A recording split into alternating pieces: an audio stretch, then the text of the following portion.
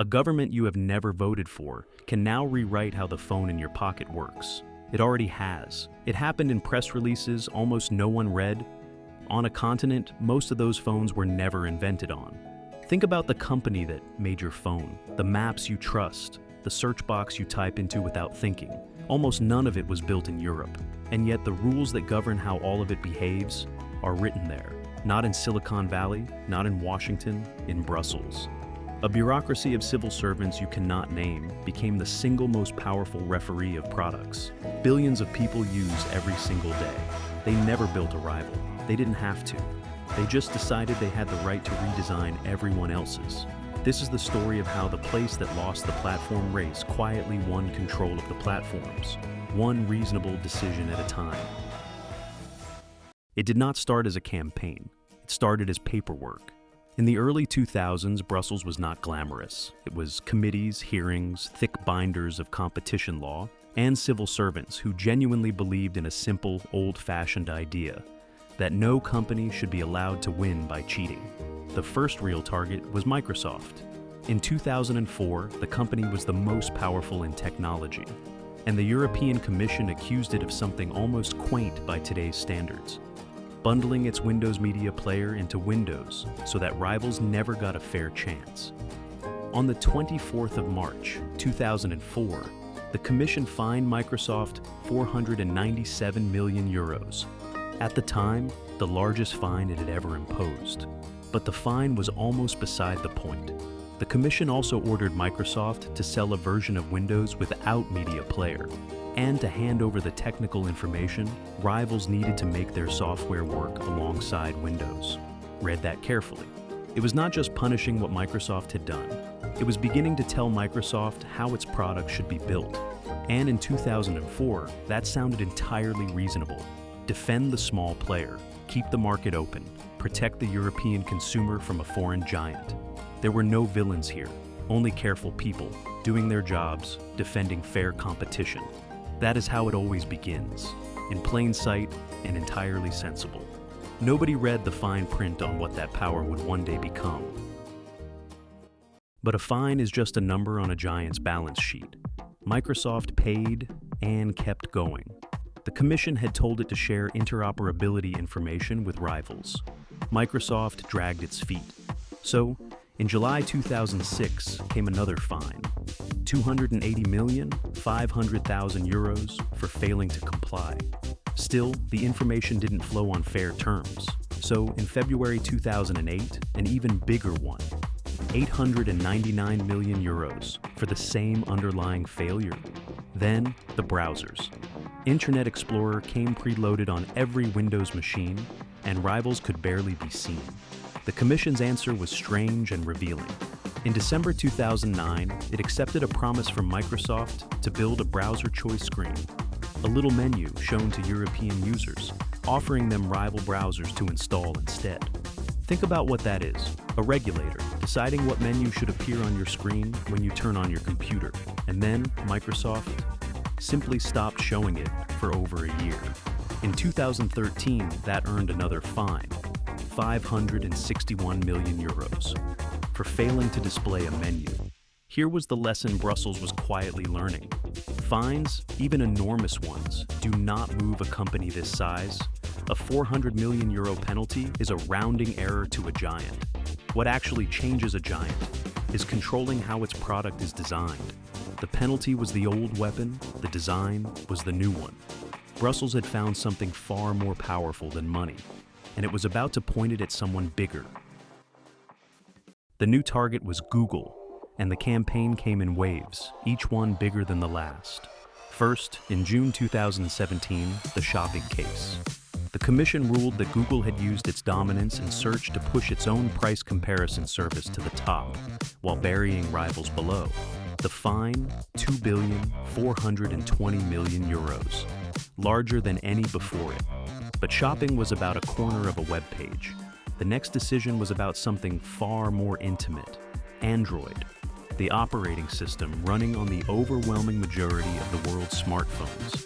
The Commission accused Google of using Android as a lever, forcing phone makers to pre-install Google Search and the Chrome browser if they wanted access to the Play Store. paying them not to install rivals, blocking alternative versions of Android entirely. And here is the line almost nobody noticed at the time. To go after Android was not to find a single behavior anymore. It was to challenge the architecture of the phone itself, which apps came preloaded, which choices appeared first, how the device was assembled before it ever reached your hand. Read the fine print, and you can see the shift. Brussels was no longer asking whether a company had cheated. It was beginning to answer a much larger question. Who gets to design the phone? On its face, still reasonable. Open the market, give consumers a choice. But buried in that reasonableness was a claim of breathtaking scope, the right to reach into the most personal machine most people own, and rearrange it. And the machine worked. It became industrial. According to a tally by the analyst firm Cullen International, European authorities have brought more than 60 antitrust cases against the 5 American giants: Amazon, Apple, Google, Meta, and Microsoft. Almost 50 of them have concluded, with fines paid or concessions extracted. France, Germany, and Italy were among the most active enforcers, alongside the Commission itself. There was a genuine swell to it, a continent that had built almost none of these companies, bringing the most valuable corporations in human history to the negotiating table, one by one. In March 2019, a third Google fine arrived, €1,490 million, over restrictive contracts in its advertising business. It looked like total victory. The small bureaucracy had won. And then, in September 2024, the cold drop. The European Union's own General Court annulled that €1.49 billion advertising fine, threw it out. On the 18th of September 2024, the court said the Commission had got it wrong. The machine could win headlines, win the fine, win the press conference, and still years later, be quietly told it had been wrong all along. Which raises the uncomfortable question underneath all of it. If the regulator can be wrong about the fine, how confident should anyone be about the redesign? But before the doubt, there had been a peak. The 18th of July, 2018, Brussels. A press room, a podium, a Danish commissioner named Margrethe Vestager. Calm, precise, unsmiling, and she announced a number no regulator had ever reached. €4,340 million. The largest antitrust fine in history. Against Google. For Android. She did not raise her voice. She said the words that would define the decade.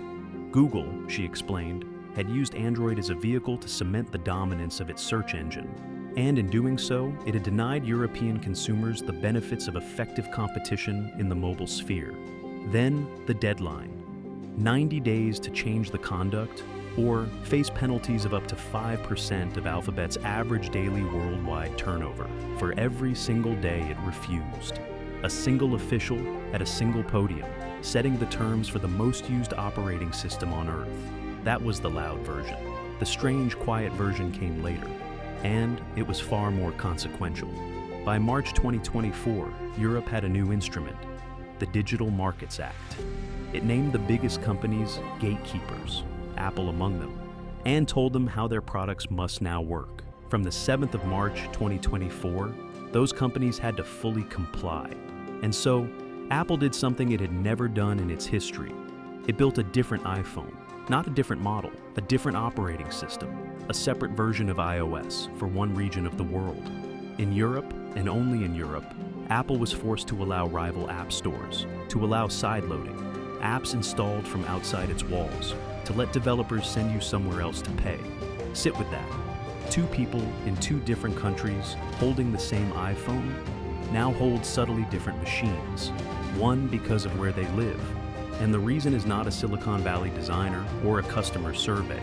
The reason is a law, written by officials those users never elected, in a city most of them will never visit. A foreign agency had reached into the most intimate device in your life and redrawn it, and almost nobody noticed it happen. Today, the fine is no longer the main weapon. The design is. The Digital Markets Act names a handful of gatekeepers: Alphabet, Amazon, Apple, ByteDance, Meta, and Microsoft, and dictates in advance how their platforms must behave. No more waiting years for a court.